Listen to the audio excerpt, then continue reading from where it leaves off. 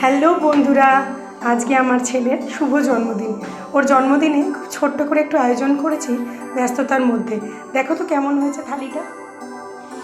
5 রকমের ভাজা, বেগুন ভাজা, শিম ভাজা, ফুলকপি ভাজা, আলু ভাজা আর মিষ্টি কুমড়ো ভাজা,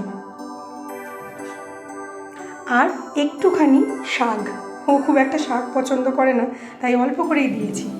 সঙ্গে আছে ভেজ মুগ ডাল, নবরত্ন কোরমা যেটা ওর খুব পছন্দের, মাটন কষা যেটা ওর আরও বেশি পছন্দের, আর পায়েস তো থাকবেই, 5 রকমের মিষ্টি আর 1 গ্লাস।